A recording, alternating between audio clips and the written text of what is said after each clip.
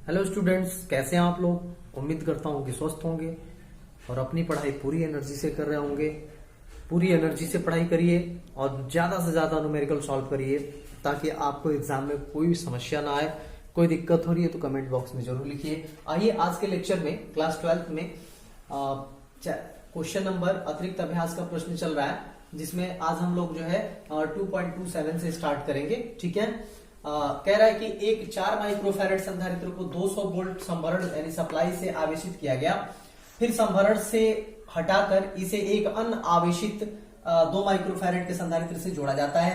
पहले संधारित्र की कितनी स्थिर वैद्युत ऊर्जा का उष्मा और वैद्युत चुंबकीय विकिरण के रूप में ह्रास होता है। देखिए जो एनसीईआरटी के क्वेश्चन होते हैं वो क्वेश्चन को थोड़ा सा रोटेट कर देता है, घुमा देता है, सीधा सीधा समझना चाहिए। समझिए पहले क्वेश्चन को कि कह रहा है कि 4 माइक्रोफैरेड की संधारित्र है और कितने वोल्ट की संभरण से जुड़ी है, 200 वोल्ट के संभरण बैटरी से जुड़ी है, तो से आवेशित किया गया। ठीक है, यानी कि 200 वोल्ट की बैटरी से जोड़ करके 4 माइक्रोफैरेड संधारित्र को क्या किया गया, आवेशित किया गया। सीधे सीधे मतलब हुआ। और फिर उसके बाद से क्या कर लिया गया, सप्लाई को हटा लिया गया। ठीक है, और इस 4 माइक्रोफैरेड संधारित्र को फिर से किससे जोड़ दिया गया, 2 माइक्रोफैरेड के संधारित्र से जोड़ दिया गया जो अनावेशित था, आवेशित नहीं था। तो आवेश का स्थानांतरण होगा, तो आवेश का स्थानांतरण तब तक होगा जब तक कि दोनों पर आवेश क्या हो जाए, बराबर ना हो जाए। ठीक है, और उसके हिसाब से इस पर आवेश स्थानांतरित होगा तो इसका क्या होगा, इसमें ऊर्जा का ह्रास होगा।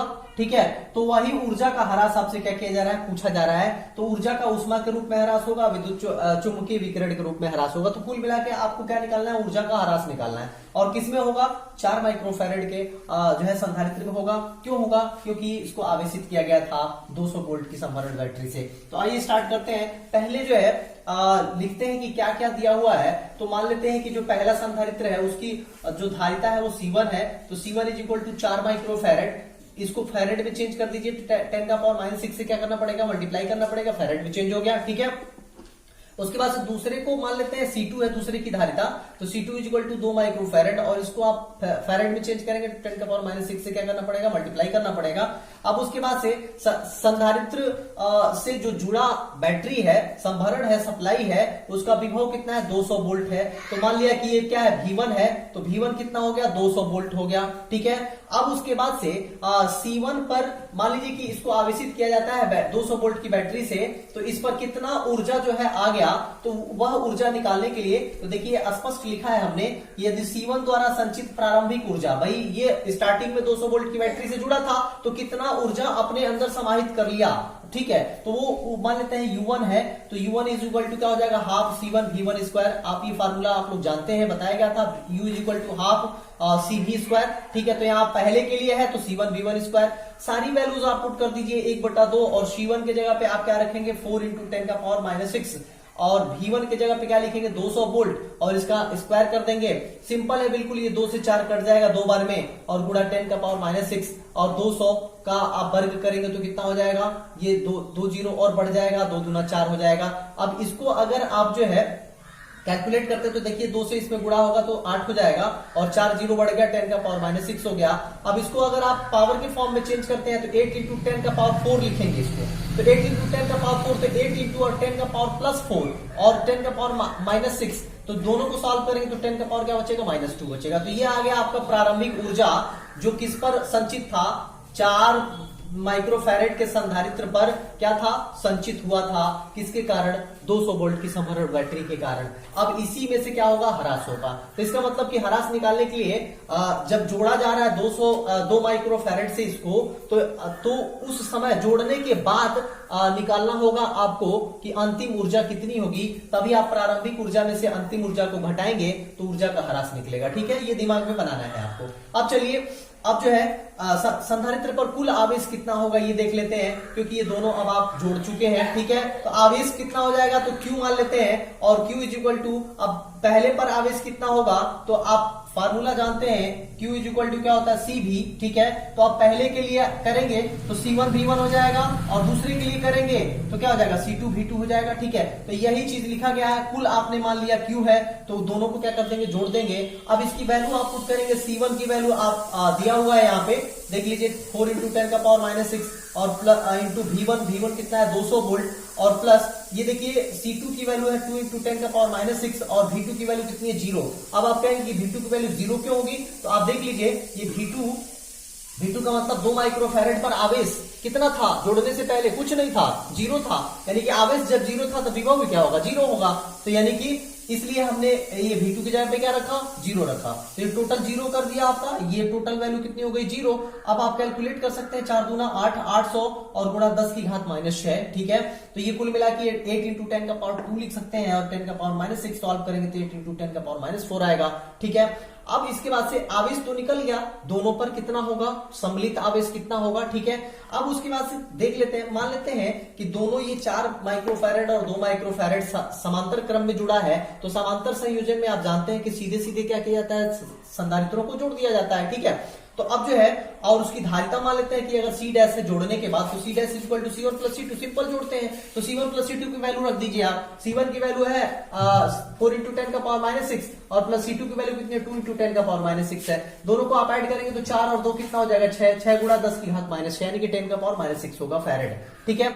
अब सम्मिलित विभव निकाल दीजिए, तो दोनों का सम्मिलित विभव मान लेते हैं अगर V है तो विभव बराबर होता है आवेश बटा धारिता, ठीक है। V बराबर Q अपान C होता है, तो सम्मिलित आप निकालेंगे तो कुल आवेश बटा कुल धारिता होगा। तो कुल आवेश आप कितना निकाल रहे हैं, कुल आवेश आपने कितना निकाला Q, तो Q अपान कुल धारिता कितनी है ये C डैश, तो आपने C डैश रखा तो Q अपान C डैश हो गया। वैल्यू पुट कर दीजिए, आपके पास वैल्यू है 8 इंटू 10 का पावर माइनस 4 इसकी वैल्यू होगी Q की और C डैश की वैल्यू आपने रख दिया। कैलकुलेट कर लीजिए इसको, बिल्कुल आसान है। ये 10 का पावर माइनस 6 ऊपर ले जाएंगे तो 10 का पावर प्लस 6 हो जाएगा और 10 के पावर माइनस 6 के साथ माइनस 4 के साथ अगर ये सॉल्व होता है तो 10 का पावर प्लस 2 बचता है, तो ये हो जाएगा। अब देखिए 8 ये अगर इसको कैलकुलेट करें तो 800 बटा कितना हो जाएगा 6, आप 2 से काटेंगे 2 3 6 2 चौको 8 यानी कि 400 बटा क्या आएगा 3 आएगा, ठीक है। 400 बटा 3 वोल्ट हो गया, ठीक है। सम्मिलित विभव भी आपने निकाल लिया। अब जो है यदि समायोजन में जो है संचित अंतिम ऊर्जा U2 मान ले, ठीक है। अंतिम ऊर्जा आपको निकालनी है क्योंकि ह्रास निकालना है आपको, तो प्रारंभिक ऊर्जा आपने निकाल ही दिया, अंतिम ऊर्जा निकालिए।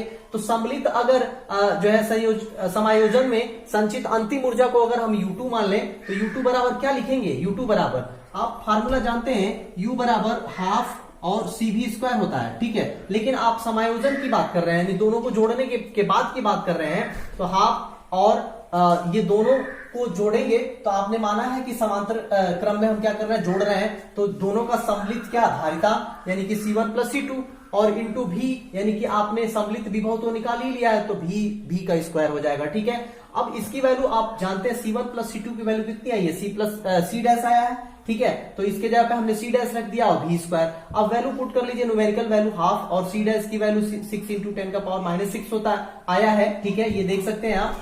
और V की वैल्यू कितनी है 400 बटा 3, तो रख दिया, इसका स्क्वायर कर दिया। आप देखिए बिल्कुल आसान है, यहां से आप जो है देख सकते हैं कि ये क्या हो जाएगा आपका, यहां से ये देखिए जो है ये आपका ये 2 से 3 टाइम्स डिवाइड होगा तो 3 हो जाएगा इंटू 10 का पावर माइनस 6 और इसका आप स्क्वायर करेंगे 400 का तो 16 यानी 4 का 16 और 2 जीरो और बढ़ जाएगा यानी 4 जीरो हो जाएगा आगे और बटा 3 का स्क्वायर करेंगे तो 9 हो जाएगा, ठीक है। अब बिल्कुल सिंपल है, यहां से आप देख सकते हैं 3 से फिर ये 9 कटेगा 3 बार में और 10 का पावर माइनस 6 ऐसे ही लिखेंगे तो कैलकुलेशन बिल्कुल आसान है। ये 16 गुणा 10 की घात 4 लिख सकते हैं, ठीक है इसको। और आप जो है 10 की घात कितना है माइनस 6 है तो 10 की घात प्लस 4 और 10 की घात माइनस 6 आप सॉल्व करेंगे तो 10 की घात कितना होगा माइनस 2 होगा यानी कि 10 का पावर माइनस 2 होगा और तो 16 इंटू 10 का पावर माइनस 2 अपान क्या हो जाएगा 3। अब ये 3 से अगर इसको 16 को डिवाइड करते हैं तो 5.33 आता है और इंटू 10 का पावर क्या माइनस 2। तो आपने जो है क्या निकाल लिया, अंतिम जो है संचित ऊर्जा निकाल लिया। अब ह्रास बिल्कुल आसान है, हम प्रारंभिक ऊर्जा में से अंतिम ऊर्जा को क्या करते हैं घटा देते हैं। तो ऊर्जा में ह्रास बराबर डेल्टा यू अगर मान लें तो डेल्टा यू बराबर U1 माइनस क्या हो जाएगा U2। U1 का मान आप यहां से रख देंगे, ठीक है, और U2 का मान आप यहां से रख देंगे और घटा लीजिए तो ये 8 में से ये 10 का पावर माइनस 2 तो कॉमन हो जाएगा, 8 माइनस 5.33 तो 8 में से 5.33 को सब्ट्रैक्ट करें तो 2.67 आएगा इंटू 10 का पावर माइनस 2 जूल। तो इसका मतलब कि कितने का ह्रास होगा ऊर्जा में जो है 670 × 10⁻² जूल का ह्रास होगा। अब आइए नेक्स्ट क्वेश्चन करते हैं 2.28। दर्शाइए कि एक समांतर पट्टिका संधारित्री की प्रत्येक पट्टिका पर बल का परिमाण 1/2 Q × E है, जहां ये कैपिटल Q कर लीजिए, जहां कैपिटल Q संधारित्र पर आवेश और E पट्टिकाओं के बीच वैद्युत क्षेत्र का परिमाण है, और घटक 1/2 के मूल को समझाइए। मतलब आपसे दो क्वेश्चन पूछा जा रहा है। एक तो आप जो है समांतर पट्टिका संधारित्र के बीच लगने वाला आप बल बता दीजिए, यानी कि F कितना होगा, और आप जिससे एक और क्वेश्चन पूछा जा रहा है कि इसमें जो 1/2 घटक आता है वो उसका मतलब क्या हुआ। तो चलिए जो है स्टार्ट करते हैं। पहले जो है मान लेते हैं कि दो समांतर पट्टिका संधारित्र है, यानी कि दो समांतर पट्टिका P व P' है, ठीक है, जिनके बीच की दूरी कितनी है, स्मॉल d है, और इनके बीच जो है वैद्युत क्षेत्र कितना है, E है, और इनके बीच लगने वाला बल कितना है, F है। ठीक है, ये सब मान लिया गया। प्रत्येक पट्टिका पर आवेश कितना है, +Q है, ये मान लिया। ये पहली पट्टिका पर आवेश कितना +Q, और दूसरी पट्टिका पर कितना है, -Q है। ठीक है, यानी कुल मिलाकर पट्टिका पर आवेश कितना है परिमाण में, तो कैपिटल Q है। ठीक है, अब जो है पट्टिकाओं के बीच पृष्ठ घनत्व जो होता है, आवेश का पृष्ठ घनत्व जो होता है पट्टिकाओं का, इस पट्टिका पर जो है आवेश का पृष्ठ घनत्व कितना होगा, तो मान लेते हैं कि सिग्मा हो। ठीक है,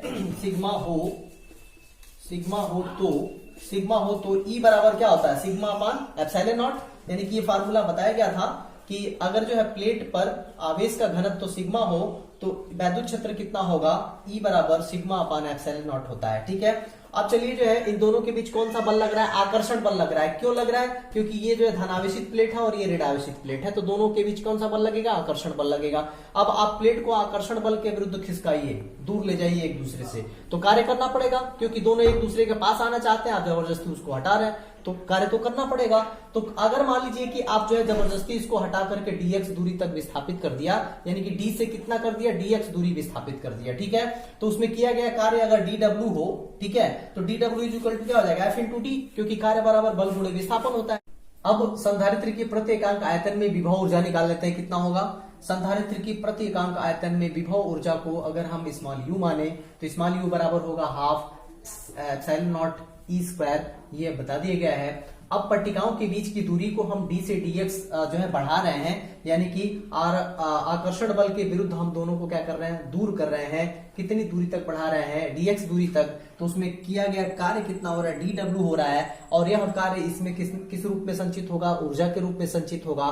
तो जब ऊर्जा के रूप में संचित होगा तो विभव भी क्या होगा, इसका बढ़ जाएगा। ठीक है, तो अब मान लेते हैं कि dx दूरी जब प्लेट को खसकाया जा रहा है, बढ़ाया जा रहा है, तो उस दौरान विभव में जो वृद्धि हो रही है वो कितनी है, du है। तो अगर du है तो du की वैल्यू कितनी हो जाएगी, तो du is equal to u into a into क्या होगा, dx होगा। ठीक है, अब आप वैल्यू पुट कर दीजिए, तो u की वैल्यू आप जो है समीकरण नंबर 3 से रख दीजिए, u की जगह पे ½ और एप्सिलॉन नॉट E², और बाकी सब सेम रहेगा। वैसे ही यहाँ पे हमने लिखा समीकरण नंबर 3 से है। अब du की वैल्यू, अब देखिए यहाँ पर थोड़ा सा आप एडजस्ट करिए इसको, E² है तो E को 2 बार लिख सकते हैं, तो एक E को एप्सिलॉन नॉट के साथ रख दीजिए और एक E को A के साथ रख दीजिए, तो ऐसे भी हम इसको क्या कर सकते हैं, लिख सकते हैं। ठीक है, अब इसकी वैल्यू जो है, अब इस E की वैल्यू आप रख दीजिए, तो E बराबर होता है सिग्मा अपान एप्सिलॉन नॉट। यहाँ पे लिखा गया था, देखिए समीकरण 1 से सिग्मा अपान एप्सिलॉन नॉट। ठीक है, तो E की value sigma upon epsilon not जब ही रखा तो एप्सिलॉन नॉट से एप्सिलॉन नॉट क्या हो गया, कट गया। ठीक है, अब बच क्या गया, du इज इक्वल टू ½ और सिग्मा EA dx। ठीक है, अब चलिए, अब जो है सिग्मा की वैल्यू यहां से हटाइए, क्योंकि आपका उद्देश्य है क्या प्राप्त करना, ½ Q इंटू E प्राप्त करना है, तो बाकी को आपको क्या करना है, रिमूव करना है। ठीक है, तो आप यहां से सिग्मा को हटाइए, तो सिग्मा इज इक्वल टू होता है Q अपान A। ठीक है, अब जो है एकांक आयतन में आवेश की मात्रा। ठीक है, तो अब Q अपान क्या हो जाएगा, A हो जाएगा इसके जगह पे, और बाकी सब सेम लिखा गया है, EA dx। अब देखिए, आप A से A कट जाएगा, A भी खत्म हो गया क्योंकि इसमें A की जरूरत नहीं है, तो अब क्या बच गया, du is equal to ½ QE into dx बचा। ठीक है, इसको मान लीजिए समीकरण नंबर 4। अब देखिए ये du और ये dw एक ही चीज है। ठीक है भाई, किया गया कार्य भी एक प्रकार की ऊर्जा है, यानी विभव है, और ये du भी क्या आया है, एक प्रकार का विभव ही है, जो dx दूरी खसकाने में वृद्धि हो रही है विभव में। तो यानी कि ये किया गया कार्य जो छोटा सा है, dx दूरी बढ़ाने पर ही ये किया गया कार्य है, और dx दूरी बढ़ाने पर ही ये विभव है। दोनों क्या सेम हो जाए। ठीक है, दोनों को बराबर कर देते हैं, तो जो इसका राइट हैंड साइड है उसको बराबर कर लीजिए दोनों का। तो देखिए f d x is equal to क्या हो जाएगा, half Q E into D x हो जाएगा।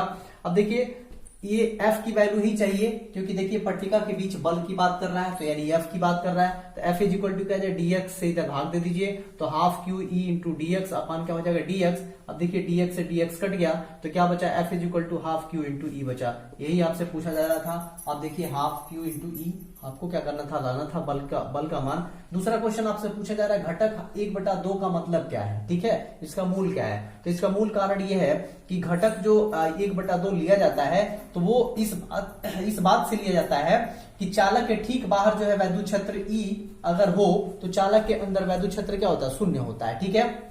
तो अगर जो है चालक के अंदर वैद्युत क्षेत्र शून्य और बाहर जो है E होता है, तो दोनों का अगर आप जो है क्या करते हैं, अगर आप जो है मीन लेते हैं, औसत लेते हैं, तो क्या लेते हैं, E प्लस 0/2 लिखेंगे कि नहीं लिखेंगे। तो ये E प्लस 0/2 का मतलब E/2 हो गया। अब आप देख सकते हैं इसमें 1/2 गुणे E भी लिख सकते हैं, तो ये 1/2 फैक्टर का यही काम है। क्यों ऐसा लिया जाता है, तो चालक के बाहर वैद्युत क्षेत्र E और चालक के अंदर वैद्युत क्षेत्र शून्य होने के कारण इनका जो औसत विभव होता है अब वो क्या होता है, E/2 आता है, और यहीं से इसका 1/2 का क्या होता है, उदय होता है, ठीक है। और बल में इसका क्या होता है, योगदान होता है। तो मुझे उम्मीद है कि ये आज का वीडियो 100% समझ में आया होगा। अगला वीडियो जल्द लेके आऊंगा, तब तक इतना प्रैक्टिस करिए। ढेर सारी शुभकामनाएं, धन्यवाद।